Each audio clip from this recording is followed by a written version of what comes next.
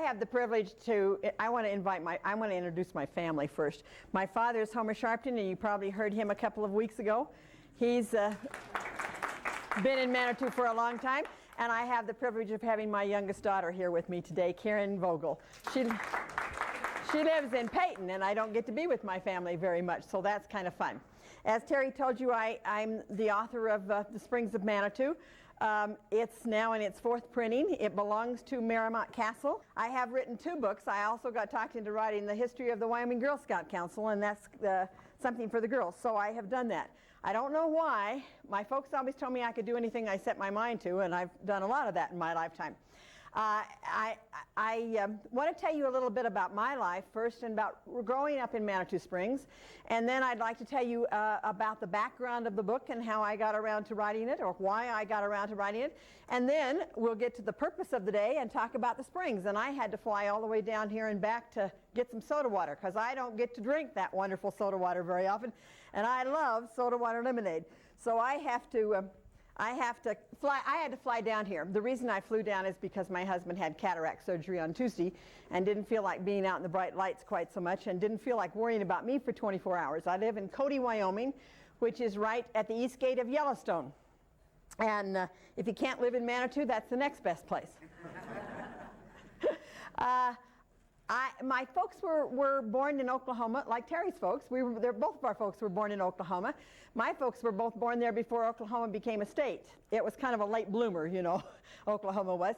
And they were married about 10 years before I came along, and they traveled a lot and had a lot of fun. And then they more or less settled into a routine of living in Manitou Springs in the summer and living in Oklahoma in the winter. When I was 3 weeks old, I was smart enough to tell him that I wanted to live in Manitou. And he was smart enough to read my mind, because at that point I couldn't talk very well. And so we permanently moved to Manitou when I was 3 weeks old. He just a couple of years ago moved out of the home he's lived in for 60+ years. And I moved there when I was 3. So I lived all my growing up years on El Paso Boulevard, a couple of blocks from here.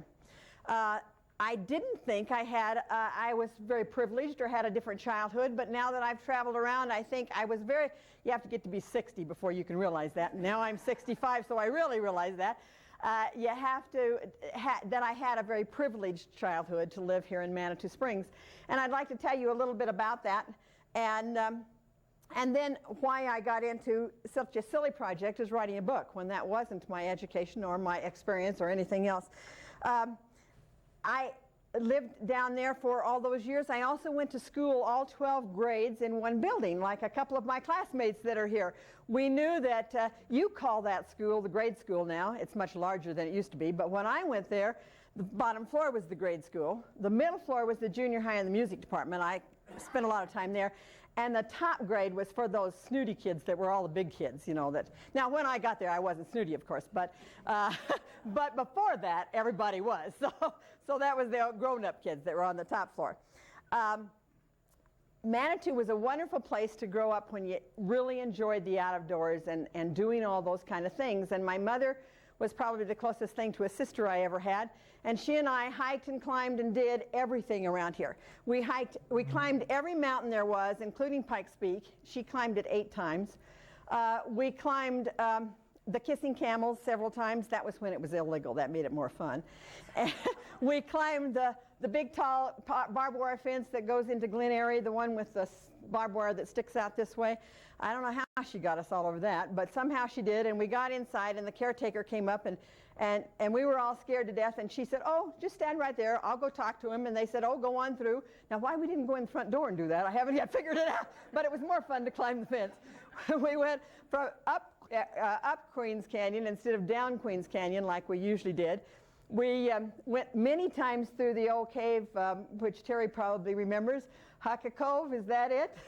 We went through the S curve that was about 18 inches. We went through Fat Man's Misery. You could only take skinny kids there, but then all my friends were skinny then. So most of my friends that went on most of those hikes ended up being boys, because most of the girls didn't like to hike that much, it seemed like. So me and my mother and 3 or 4 different boys all the time seemed to go all these places. I can remember many times we went down and killed snakes in my horse pasture. that part I didn't like very well because I never did like snakes, but after we killed them, then I'd go feed my horse again. My mother never seemed to mind, and the boys loved it. So I piled them in a pile, and they killed them all off. My horse pasture now is your swimming pool. And all the way down the back trail, which used to be the old Midland Terminal railroad track, and into a big, huge pasture in the front, which is covered with now the interstate. The interstate did a lot of messing up my playgrounds. I don't know why, but I had a table rock, and I had a private church that was a big rock back up in there on that hill. When I was a teenager, I went and talked to God about all my problems up there. The deer were playing down below and all of this thing. And the interstate went right through, and now I can't even get there. So it was terrible. Anyway, enough of that. I had a great childhood, and I really enjoyed it. I was always a Girl Scout, and I just met another Girl Scout. My daughters have all been Girl Scouts. My mother was my leader, and this is my 50th year as a Girl Scout, and now I'm a life member, so they can't get rid of me. So I'm helping with a camp this summer. I was a professional Girl Scout for 20 years. That's not as much fun as being a volunteer, but I did do it. In the course of being a Girl Scout, I was married in 1951. I moved up with my husband to the ranch that he lived on in the area that he called his playground. He was raised in Tarryall. And we lived on the first ranch above the Tarryall Reservoir up in Bighorn Sheep Country. And it was beautiful up there. And then the next year came along, and I was pregnant, and we decided we couldn't raise a family on $100 a month. So we better move back to Manitou and get a job. And he went to work for a different job. He went to work for the Railway Express Agency. And we lived back in Manitou, and I started working with Girl Scouts again. And when my oldest daughter got old enough, I became a leader again. During that time, I went to look up some badge work. You had to look up the history of your hometown, and I went to the library to check out a book on the history of my hometown. And they didn't have any. And so I wrote one. My husband insists that most people check out a different book, but when I get engrossed in something, I get pretty intense, and sometimes he got a little upset with some of my intense things. So I wrote the book. In the course of doing that, the first person that I probably ran into was Bill Crosby, and he was a walking public relations for this area, was the person that brought the cliff dwellings here and rebuilt it in Colorado, was the person that worked on many of the hotels back when we had lots of beautiful hotels, and got me interested in it, gave me many of the pictures that I have in my personal scrapbook. I've given Belvedere and all the people at Miramont Castle all the negatives that I had to go with the book, and most of the research and the clippings that I gathered up, but I kept this personal scrapbook, and I brought it for you today, and if you can look through it if you'd like. I also brought some pictures from some spring things, and from the 1959 spring celebration that I was in charge of. Anyway, he helped me get started, and we began to do research, and I put the book together, and in the early 60s went to talk to a publisher called Alan Swallow in Denver. I wanted the book to be a paperback book that would sell for under $2, or $2 or less, and I wanted the tourists to pay for it, and I wanted the Girl Scouts to have it. And he was not real excited about this whippersnapper kid that didn't know anything coming in with a manuscript saying, I want this to sell for $2. He was used to putting out hardback books for $15, and he said, do more research and put out a hardback book. And about that time, my husband moved into management, and we transferred 6 times in the next 8 years. From here to Grand Junction, to LA, to Santa Monica, to Cody, Wyoming, to Denver, and back to Cody. So you can see that I didn't give my kids the privilege that I have, and they were not able to live in one place all those times. But we had a lot of fun. So anyway, we moved around a lot, and by the time I was in Grand Junction, I kept corresponding with and talking to Alan Swallow, trying to get my book published, and about gave up on the project. I thought, well, it was a fun project. I did that. I'll move on to the next project. And when we moved to LA, he contacted me and said, paperback books are becoming very, very popular, and we would like to do your paperback book. Well, LA's wages and expenses did not correspond to giving us a large cash flow, and so I was not able to hire a ghostwriter, and so I contracted with Virginia McConnell, who had just put out a book on the history of Ute Pass, and she was between books and had the experience, and we wrote up a 40-60 contract. She had 40% of the contract and I had 60, and she took my manuscript and fit it into a book that would sell for $2. And it was published in 1964, and she and I both left town. And so we were not able to advertise the book a lot, publicize the book a lot, and it took quite a while for that first printing to sell out. And then neither one of us were around, so we gave it to Miramont Castle on the condition that they would give us a tax thing at the end of every year, and we could take it off our income tax as a donation. That lasted about 3 or 4 years, and then they quit, and it was such low profit we didn't care, and so they kept it from then on. They own the plates, and everything they do now is all their responsibility. They are printing it and publishing it, and they make all the profit. So anything that you buy from them, and next time you'll be up at the castle, anything you buy from them, and any of the profits from this book or anything else up there goes to help the volunteers keep Miramont Castle alive. And of course, Miramont Castle is very special to me because my mother helped sign the first mortgage. My father is the president of the board or the president or whatever. He's been up there forever and continually keeps it looking forward, so it'll continue to grow like that. And he volunteers 2 days a week. When you're 95 and you still have to work 2 days a week, it's pretty bad. But anyway, someday he's going to retire. So now to the springs. That's why we came here. The springs of Manitou were natural flowing springs that have been attracted by people for years to come. And I want you to realize that I haven't done this I did this research 40 years ago, and I haven't looked at it much since. So you'll have to be patient. I have to use notes. But it's just as well, otherwise I could ramble on forever. Okay, the Soda Springs have been an interesting destination since time immemorial. The Indians came here to worship the Great Spirit, to heal their wounds, and to drink the water, and probably to take a bath in it too. Anyway, after that, then first Zebulon Pike, first Ruxin, and then Zebulon Pike, and then Dr. Edward Jones came through and in all of their journals wrote about the Soda Springs. Next was Colonel Boone, which was Daniel's grandson, and he and his 2 sons came through in 1833 and stayed here all winter, where they tried to heal his sons with the healing water of the springs.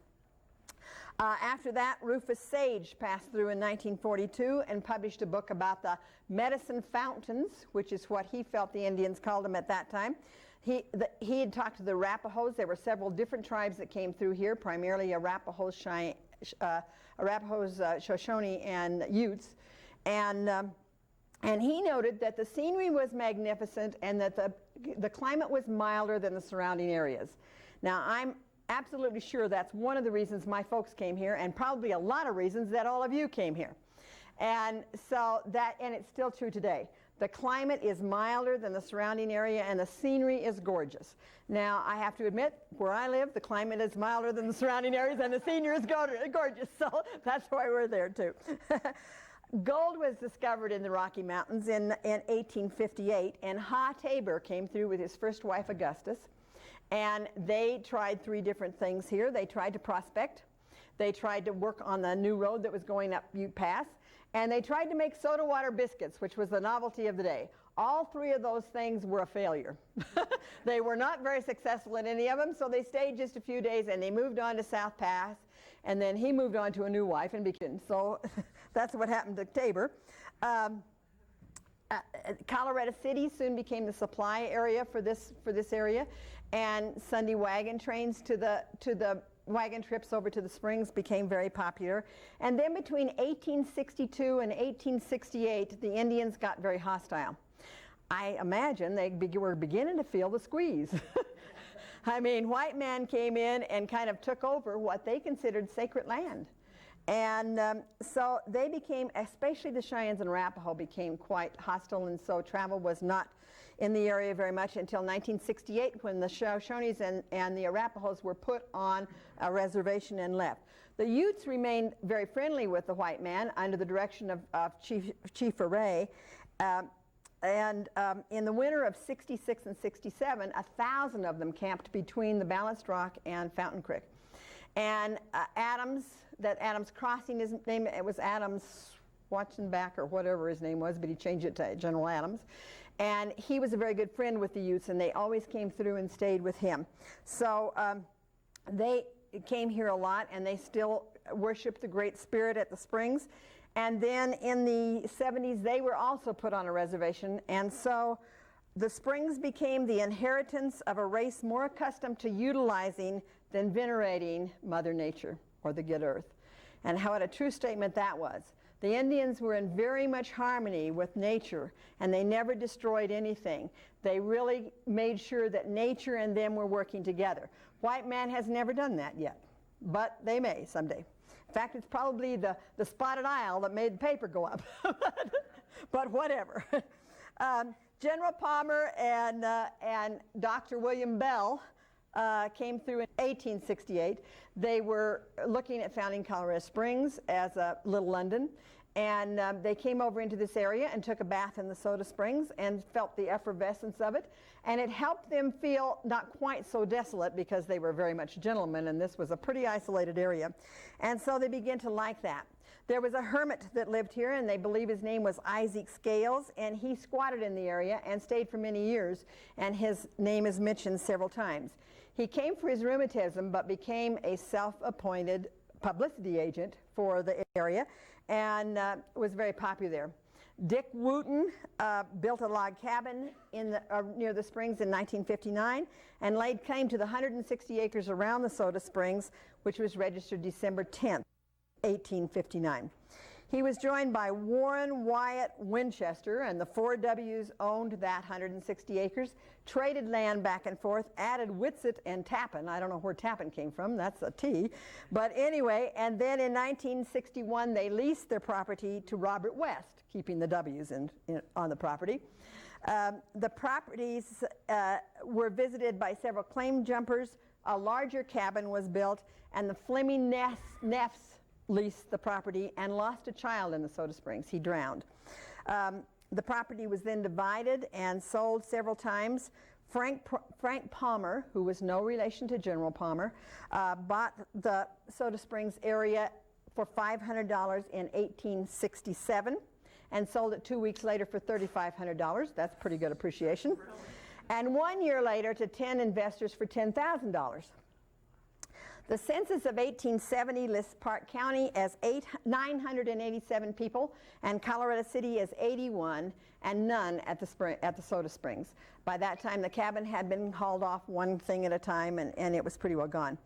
April 10th, 1887, the land changed hands once again, and William Greenwood bought the property for $26,000. 2 months later, the Colorado Springs Company was formed, and General Palmer was the president, and Greenwood was a member, and Dr. Bell was the financer of the company. When Colorado Springs was laid out, they also came over here and laid out LaFont, which was laid from the town clock this direction, and LaFont meant the fountain. So that was going to be a beautiful area with 150, it was tiered to go with the contour of the land. It had 150 lots and 400 villa sites. The Colorado Springs Company came along and built pagodas over 7 of the springs at the cost of $1,000 per pagoda, and there's several pictures of those. Then a visiting Englishman named William Blackman came in, and he decided that Indian lure ought to be a part of the name, and so he talked them into changing the name to Manitou, and since he was one of the financiers of the group, they did that. Then in 1871, Palmer came in and built on Greenwood's property a small cabin called the Temporary Inn. It was rather crudely built. You could see the stars through the ceiling, through the roof, and through the walls. So it was kind of the next thing to attend. But they enjoyed it. It also went by the name of the L'Enfant Hotel and the Transit Hotel. And in December, the last day of December of 1871, General Palmer and the Mellon family moved in. And during the time that General Palmer was building Glen Eyrie, he and his wife, Queen Mellon Palmer, lived in that house. So we can consider 1871 as the birth date of Manitou. The company soon built the Manitou House for $45,000 and opened the hotel over here on August 13th, 1872, with all but 10 of the 55 rooms full. And it's located where the 7-Minute Springs is now. 2 lakes were built behind it for the water for the hotel and the water for the extensive grounds around it. 1872 also saw a bottling company be built up by the springs. It was constructed by the Colorado Springs Company using the water from the Navajo Springs. I'll go through this history just a little bit, and then we'll get on the springs and where each one of them are. It was near the Soda Springs, and Dr. Anderson was in charge of the 5 or 6 baths there, which were available hot or cold. They heated them. The water didn't come out that way.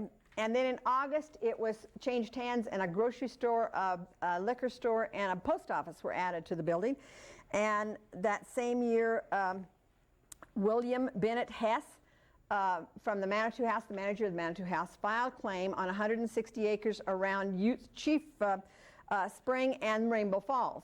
And so he built a 9-room house up in that area at the bottom of the pass. 1873 saw many buildings and landscaping being done, and the most fashionable and delightful watering place in Colorado became what Manitou was called at that point. By 1874, there were 7 hotels and boarding houses in the town, and competition was very stiff. And then the Depression of 74-75 hit, and it became very rough for things to get through. Lots of the lots were divided, the town was made smaller, and the primitive beauty of the town was changed a little bit. July 8th, 1876 was when the town was incorporated, and the commissioner earned $2.50 for 10 hours of work. A little bit different than the one that you're talking about now.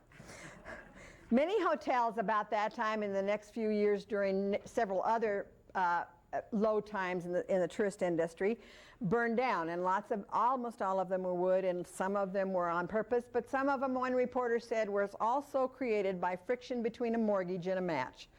When things got rough, that's what happened. One of the last ones my father was telling me about on Friday, because he fought very long and hard on the 1937 fire that burned up the Ruxton Hotel. And it was definitely set, and it was a very, very cold night. Everything froze every place. He can remember going in the loop and standing in front of the fireplace, and every fireman just had a puddle of water under him because the ice all melted.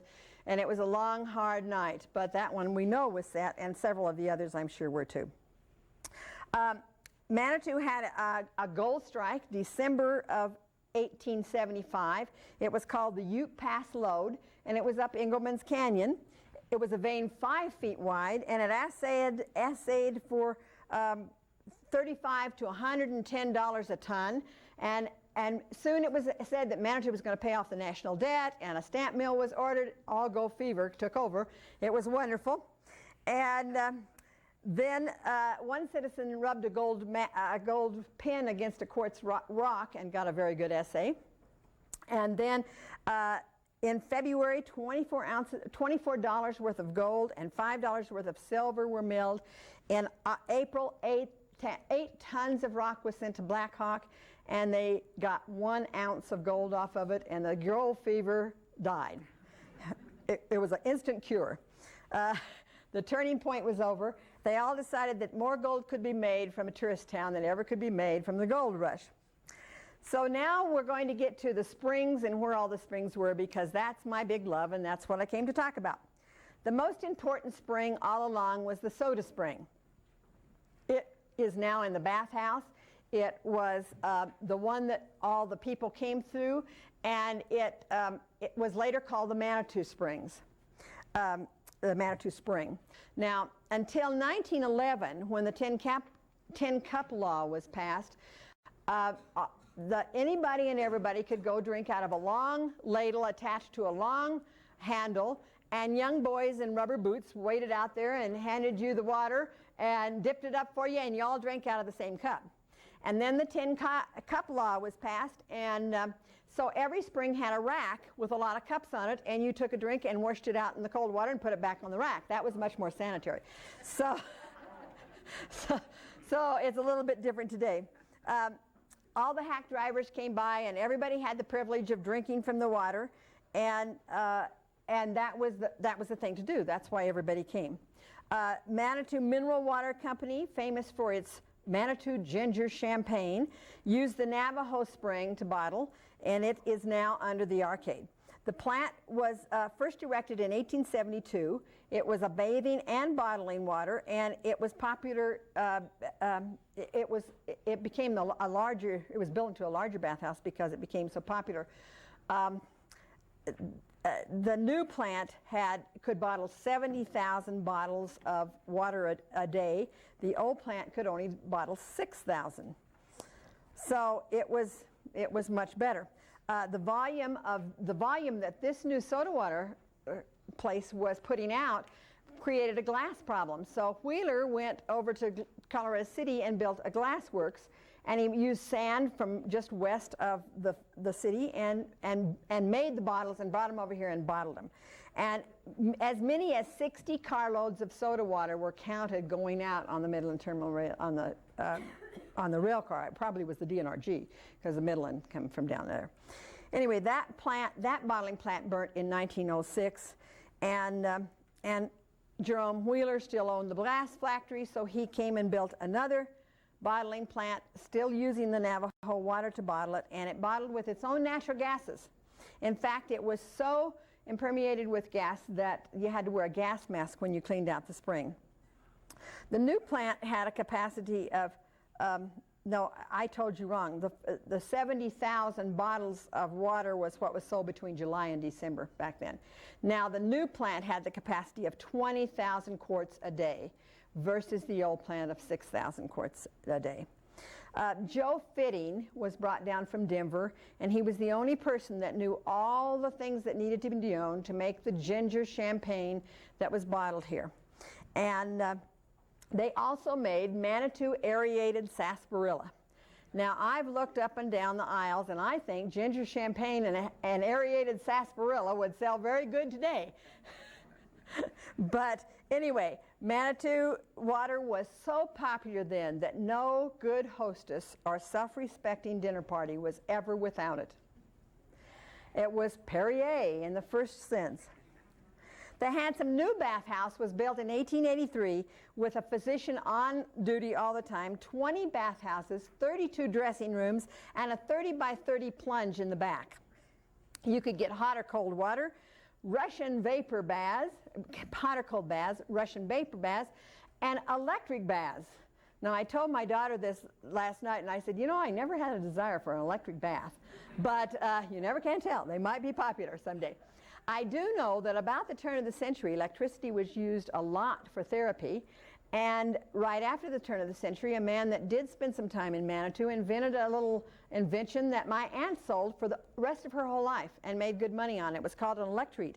It was about as big as a flashlight, ran on batteries, had a little roller on the top, and had electricity that came out, and you could put it around your knees or neck. It had little wetted pads that you actually put on you.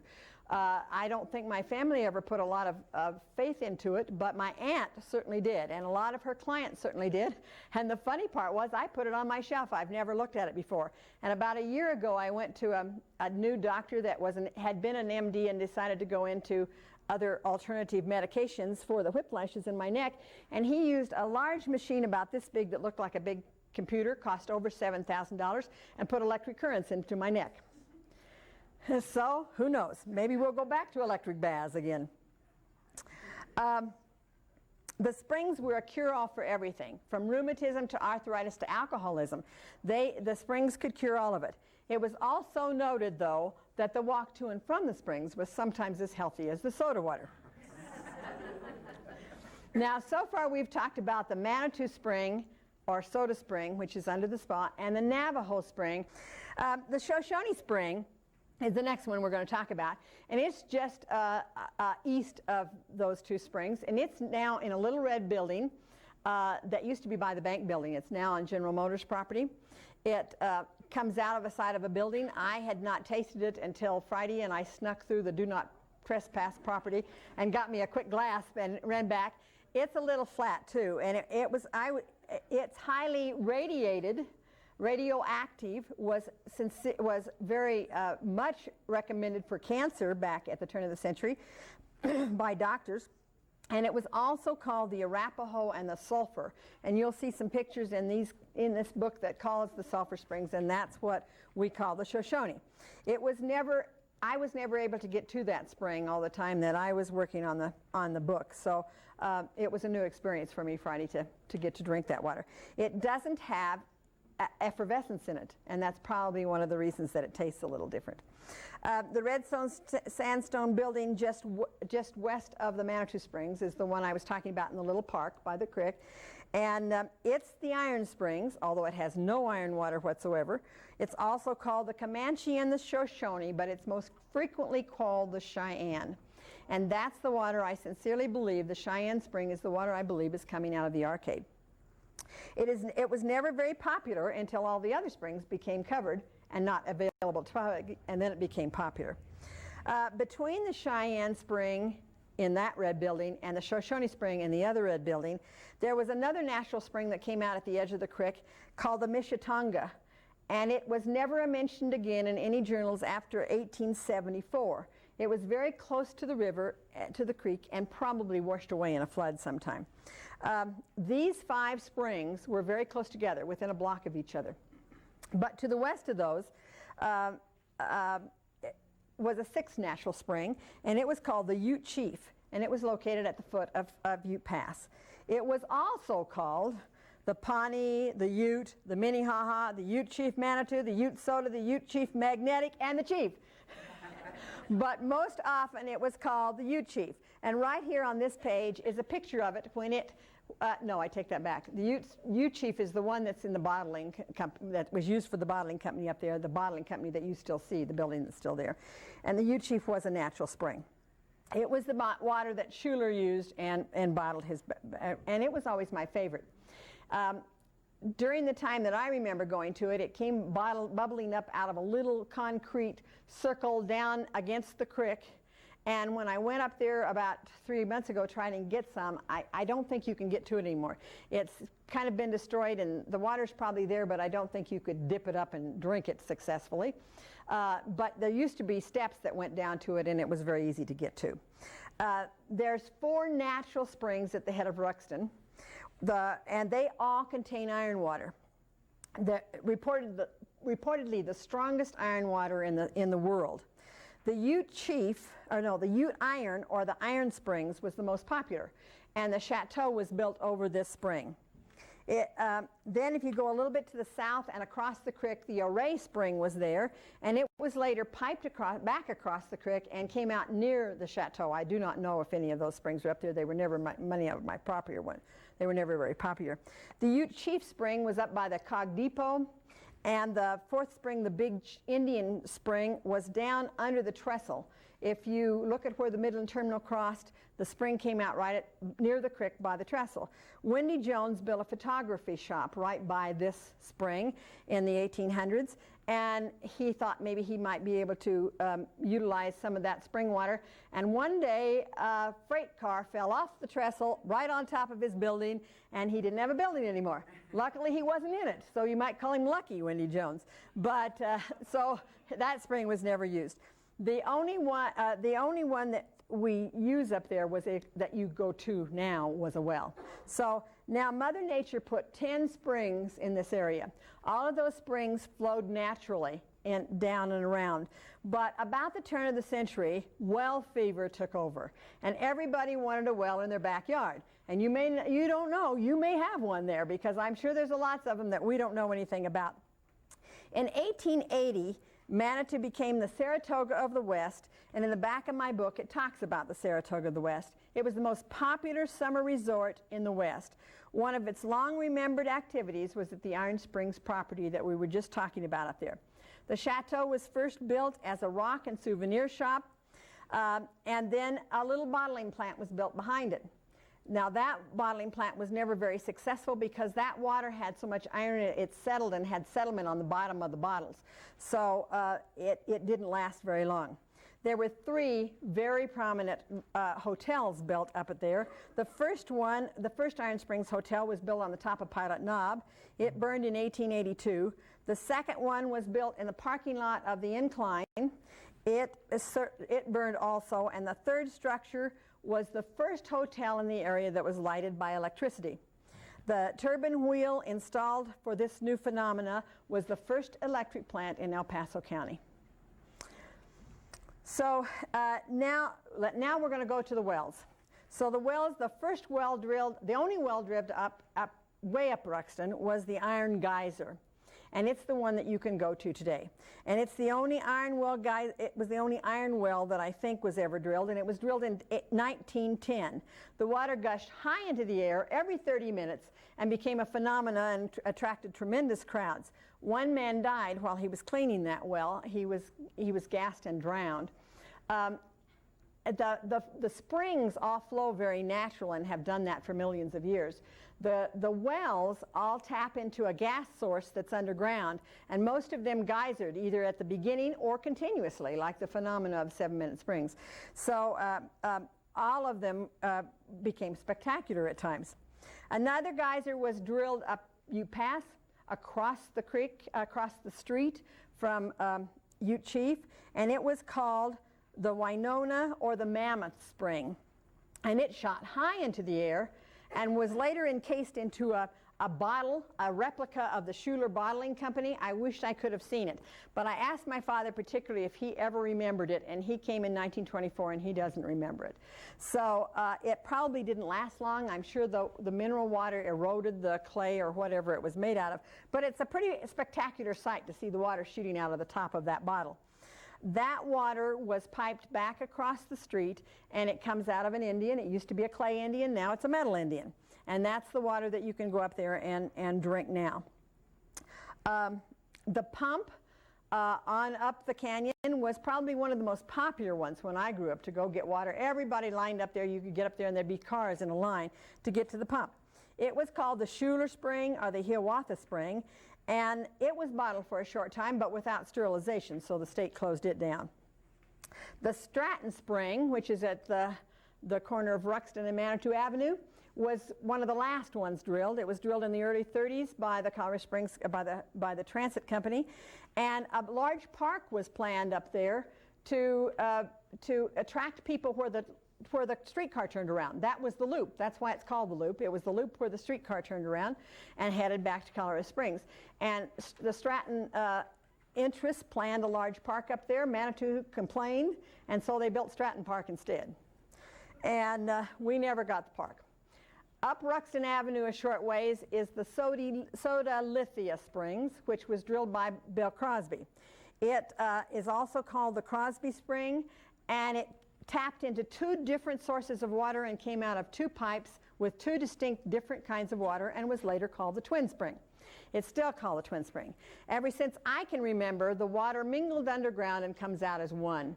So it's the non-Twin Spring now. But it is the only lithia spring of any of these springs. Now, I'll have to ask these nursing students if they know anything about lithia, but it was recommended very highly by doctors for some reason, I'm not sure why, and it was the only one that was drilled up there.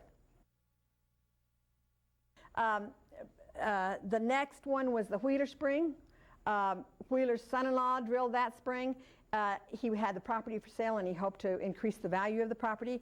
He later gave, the next owner gave the spring to the city, and until recently that was the only spring that was ever owned by the city. Now the 7-Minute Spring is too. Dr. Creighton drilled a spring, no, the Sequoia spring was drilled at the east of the Cliff House, eroded the pipes very rapidly and was capped, and Dr. Creighton drilled a spring next door where he was going to build a bathhouse. I kind of think where the parking lot is now.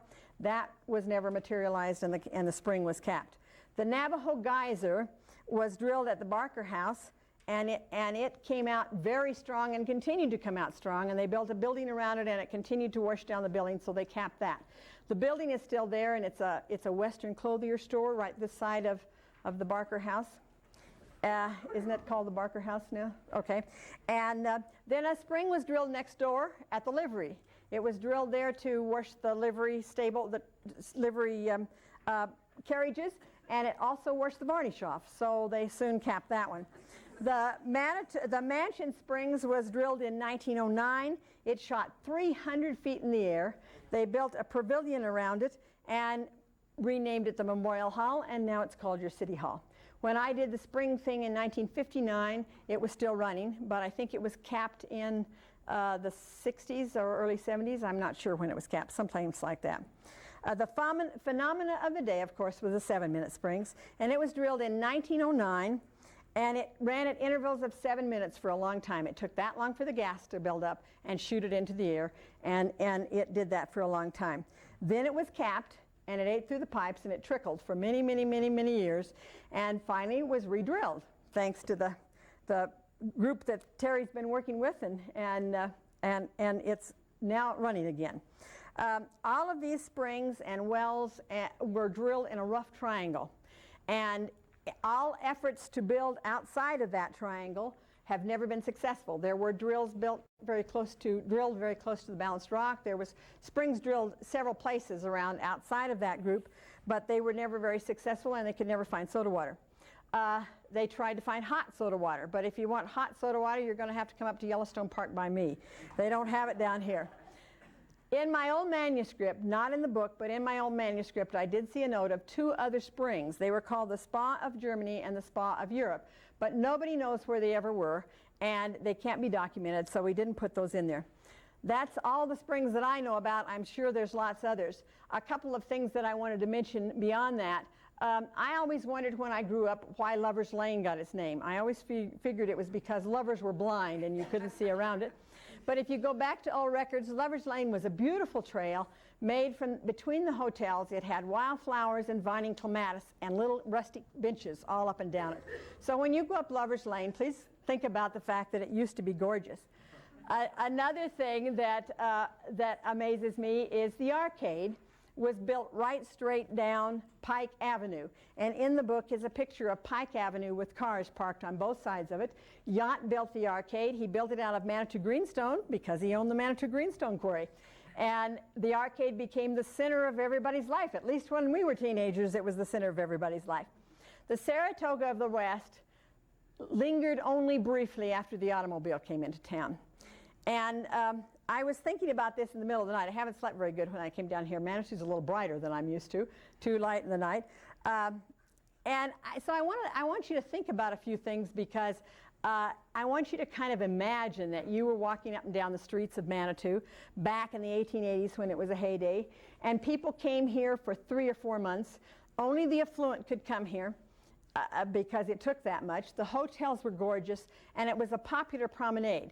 One of the major things to do was to look at the people walking up and down the streets in their gorgeous dresses and their beautiful hats. They brought trunks full of hats and dresses at that time. And from the 70s to the First Depression in 74, Manitou bloomed rapidly into a full-grown flower with lots of hotels and beautiful places.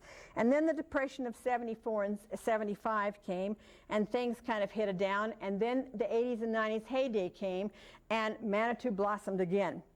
After that, in 1894, there was a big flood.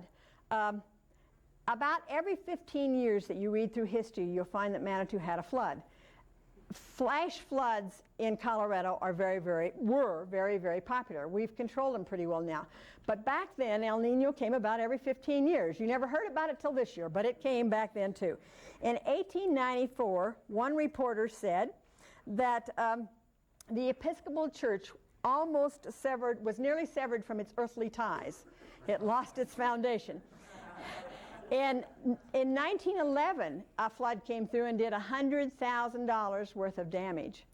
In 1947, a flood came through, and that's the only one I can remember. That's the one that a very good friend of mine was drowned in. Yvonne Bjorklund was walking down the street with her mother on the sidewalk near the cliff dwellings, near the cliff house, across from the post office, and a manhole cover popped up. She was sucked down, the manhole cover dropped down, and her mother looked around to see where on earth she went.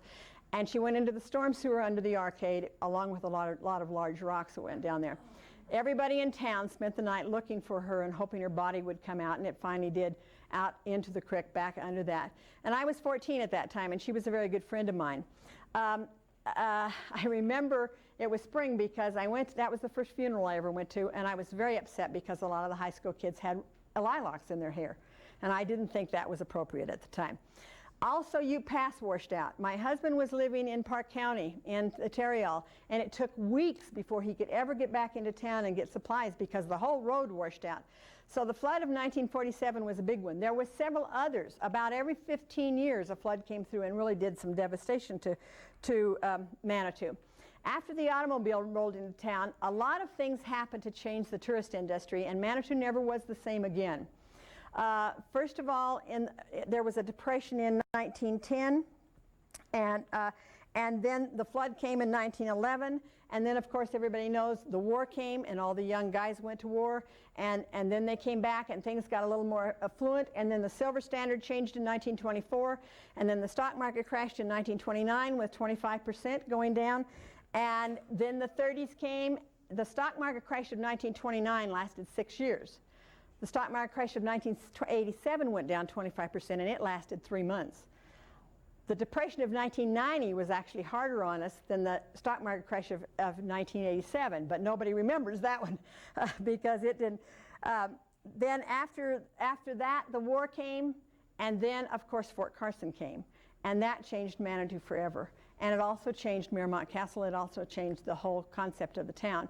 In 1915, when things were pretty low, Bill Crosby led a group of people across the nation trying to advertise Highway 24 that had just been built. And they were going to promote tourism and get people to come back into Manitou and get it to be a tourist town again, and I'm sure that's happened many times. Manitou has changed many times after the book came out. In 1961, I took pictures of the town, and there's about 4 pages of them in there, and so you can look at those if you want to later on. I took out of my private collection the pictures that I took, which aren't very good, but I took them and put them on my scanner, the pictures that I took in 1959 of Springs Day, and there's 3 sets of them here, and so I'll just pass them around. The top picture, oops, can't pass them around very far. I'm tied to the wall here. I'll let you pass some of those down. The top picture was the glass ball that was put on top of the Manitou Spring in about 1909. I'm not exactly sure which year. I'd have to do a little research. It was built in the east, and Van Briggle came and set it on top of the spring. And the water came out of several different locations around it. Then at every spring, I had all the springs analyzed and a new sign put up at every spring in 1959. And at every spring, I had people sitting. This is my father and me and some people in old costumes. I had Indians dancing at the different springs and an artist at a spring, and Mayor Art Walk at the Navajo Spring, which was under the arcade. And in the Memorial Hall, I had a display of old-fashioned clothes. And so those were kind of fun to look at, and I thought you might enjoy those. Other than that, I think I've came to the end.